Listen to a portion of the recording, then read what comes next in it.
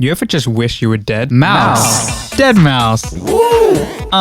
He has a car and a cat. Look at all those synths. And now you too can be dead mouse. Throughout the years, Deadmau5, real name Joel Zimmerman, has gone from breakbeat to French house to lounge, minimal house, and electro to dubstep, what we used to call progressive house, glitchy drone stuff, back to house again, to 80s styled synthwave, to hip hop, to I don't even know what this is. What is this? This fusion of pop and funk, and then to techno, trying out a little bit of trip hop, then ambient, also drum and bass, and orchestral music. You know, the standard progression of any EDM artist from this generation, really. What I'm gonna focus on the most is that Deadmau5 sound, the style that he's most known for. However, the whole history of Deadmau5 I find to be quite interesting and also inspiring. Maybe it's worthy of a video of its own. But for now, let's just focus on electronic musics. Drums. Set the tempo to 128. It is HAL 5 music after all. Watch a Deadmau5 stream and you'll often see Deadmau5 use a Vengeance sample too. You can see this in newer projects like in the Imaginary Friends stream, but rewind 10 years ago, and you'll also see Vengeance samples in older projects such as Facts in Berlin.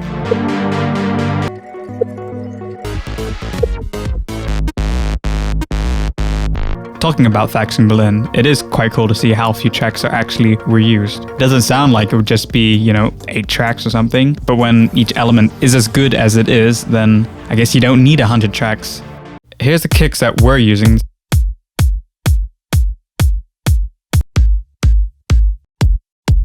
For the claps, well, I'll let Joel explain this one. Oh, is it true? This is a good question because it is. I will answer this. Is it true you used the sound from slapping your own ass in a song? And if so, which song? Ass clap. As a matter of fact, there are so many songs that I have done. Well, what I do is I take an SM57 or whatever I got handy, and I go and I literally smack my ass into the mic. I used to slap my ass in an SM57 and record it, and then just mix it in with like a clap sound. Dude, I did it all the time. So many songs. My ass is in at least, I'd say conservatively about 10 of my tracks. And it's hilarious because everybody wants those natural like sounding hand claps. So instead I just, cut my ass and get that really nice, thick, loud one. That's your secret? That's my secret. And me and Chris Lake we double teamed on ass claps on I Thought Inside Out, I believe. I can't remember which one, but it's when we were both in Toronto, we were both in my basement apartment, we were both slapping our asses in the mic. And I, to this day, still do slap my ass. What you know about my ass claps?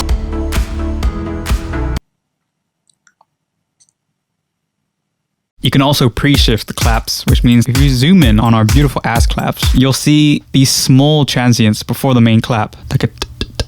So you can either just have that first one on the beat, or just ever so slightly move it forward. If you have, multiple versions of them, then you can have that sort of, that's where that pre-shifted clap comes from. Then once every 4 claps or so, have a reverse effects or clap into the clap on the beat. Lots of ride cymbals in a row. This is a classic Deadmau5 hi-hat trick that I hear a lot of the time, where he just goes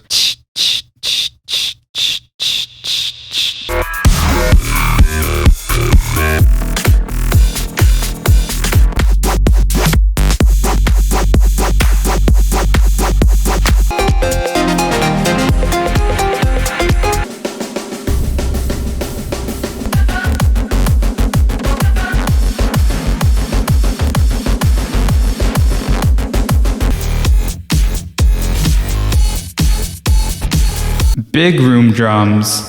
And I don't mean big room as in the genre, but big room as in, wow, these drums sound like they're coming from a really big room. I got survival wisdom. I got my provoking law. I got revisionism.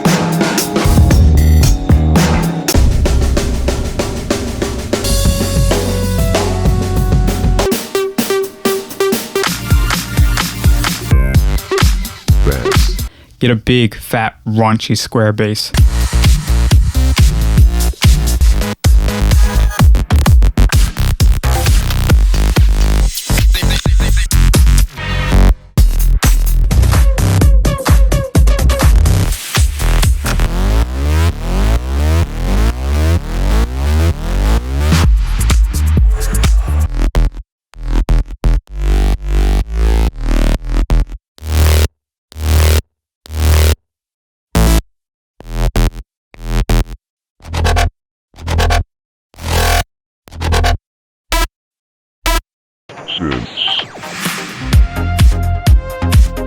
We're gonna make that classic Deadmau5 pluck sound. You know, the one that goes a little like...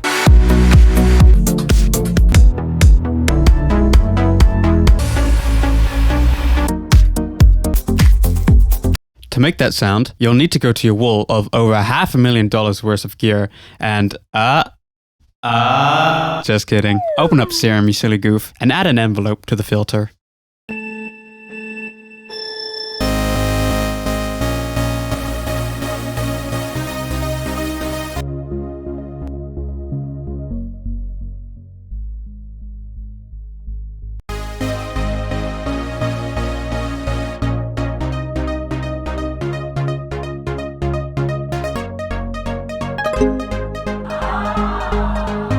During a live stream, you'll often see Joel use this mysterious white skin VST. What is it? We don't know, except we do actually.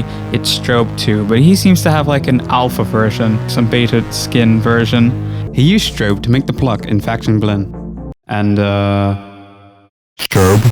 Anyways, let's say you've made your plucky chords in Serum or Strobe, or anything else really that has an oscillator and filter. Lots of times, Deadmau5 chords will have eighth notes, or polymeters, and then sidechaining or an LFO to create that pumping motion. It's not a particularly hard sound to make, but the key to making it sound authentic is to keep automating it and evolving it, keep it interesting. Now this is a big part of Deadmau5's music, automating parameters. such as automating the cutoff in different sections to build tension. What's cool is that you have effects after it, such as echo and reverb, and those will come much more noticeable and apparent when that cutoff is opened. The 8th beat ping pong delay. This is Joel's favorite timing for delay, and I've seen him do this numerous amount of times. He'll always set it to 2. Now why 2? I don't know, but he must like it. He likes 2. He likes that quick 8th beat rapid delay that happens on his notes.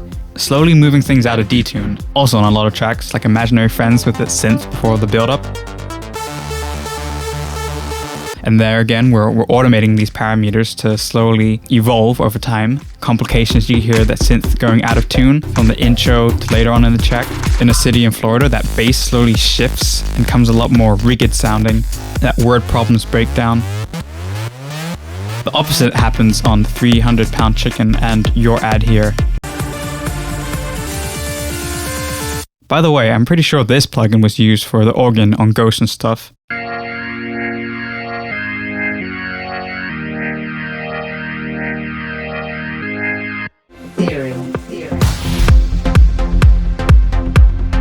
Now here's the rhythm trick to really get your Deadmau5 tracks dead on. Get it? Dead on? Okay. It's polymeters. This is not to be confused with polyrhythms, however. What's the difference? Well, a polyrhythm is 2 different amount of notes spread over the same measure of time, like a bar. It basically sounds like 2 tempos playing at once. They'll often leave the grid just to fit into that same time measure. A common use of this is with triplets. Where would modern day rap be without polyrhythms? No, seriously, what? Then we have polymeters, and they can also sound like 2 tempos going on, except they don't need to be contained to the same measure like the polyrhythms do. Here's an example. Polymeters usually stay on the grid. They don't have to, but for this example, we'll probably be staying on the grid for most cases. These notes could probably continue on and on until they meet up again, but often they'll be cut short, creating this kind of jump or skip effect. It's like a root. And this is what we find in tons of Deadmau5's music when it is in 8th notes. By the way, I don't even know how to use polymeters correctly in a sentence, so bear with me on these explanations. Anyways, here are the chords to Brazil. The kick drum plays every quarter note, and there are 4 of those in a bar.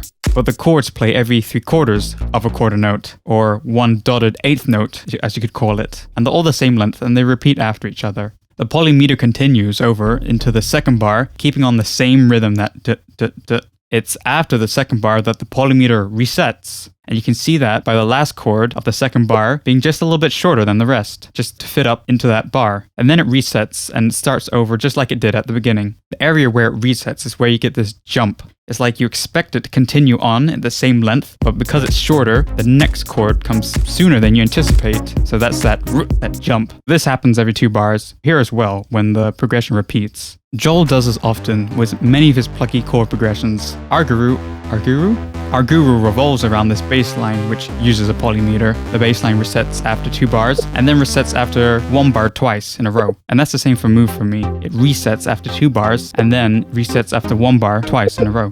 The breakdown in the 16th hour also has that dotted 8th note polymeter, the 3/4 of a regular quarter note. The chords in Closer are dotted 8th notes again, but they reset really soon, like after half a bar instead. Interestingly, your ad here kinda has multiple polymeters going on. There's the lower bass notes, and then the melody on top, which kinda does its own thing pitch-wise, but still stays in sync with the rhythm of the bass notes. Both of those reset after 2 bars, but then there's this 1 note thing that starts offset from the rest and doesn't reset until the 4th bar. So you get these multiple polymeters just going on at the same time, interacting differently with each other as the progression progresses. And there's actually more notes to that Brazil progression that I didn't even show yet. Again, there's this higher second polymeter. It starts off the same with all the other notes, except this one doesn't reset after 2 bars. It just continues on playing, so you hear it play at different times to all the other notes. Interestingly, the chord progression of Brazil is actually 6 bars instead of the usual 4 or 8 bars that pop and dance progressions usually have. Joel has mentioned a love for odd bar numbers, like he did here in this Twitch chat. During the Imaginary Friends live stream, you can see the original chords, and those were 2 bars plus an extra beat. And at first I thought that was like a mistake or something, and he gets rid of it eventually. But it actually turns out that those chords come from an early version of the track called 71C. The extra beat gets used because when it repeats, then it kind of has a different starting point each time. So instead of the chord rhythm being the polymeter, it's the entire progression that works as a polymeter. It's just polymeters all the way up. I also noticed in Superbia, the main chord progression is 7 bars long, not 8, which is what you would expect. Then, going back to polymeters, because we're not done with those, the ARP melody above the bass notes is really just 6 notes that repeat. Every so often, the melody alters a little, but then continues on. This polymeter doesn't really reset, so you can keep playing the chord progression over and over and over, and it will be slightly different each time, because the second time round, the melody starts on a different note, and then the third time round, it's a different note as well, and so on. It's cool, the progression is constantly evolving over time. The lead melody in Slip has an interesting polymeter. This one doesn't start on the first beat, but on the upbeat. The 4th note is just a little bit longer than the rest, so when it repeats, it slowly moves out of phase. This is actually a simplified version of the melody I'm showing, but this is what's actually used in the song. So some of the longer notes go up or down in pitch, and there's this quick little thing here. These small little changes just add extra interest to the melody and keep it fresher.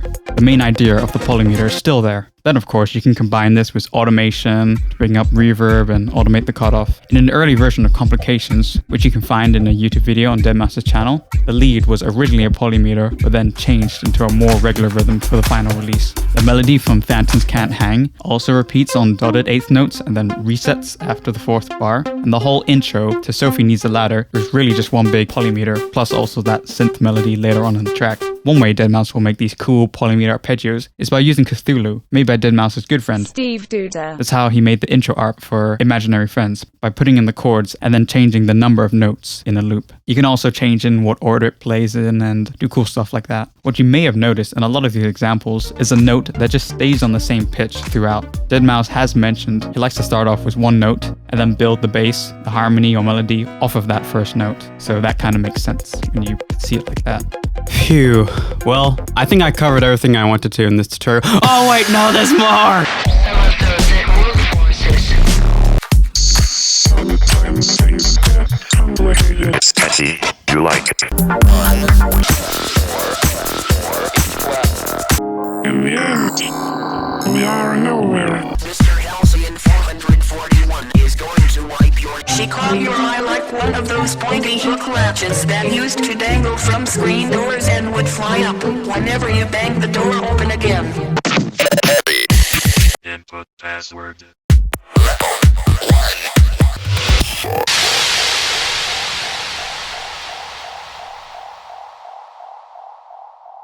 Thank you for watching this tutorial. I'm sorry it took so long to make, but now it's the summer, I hope to crank out more videos at light speed. Don't hold me to that, however. I'd like to thank James Butcher, who helped make the end track, which we're about to play. He makes awesome music, and you definitely should go check him out.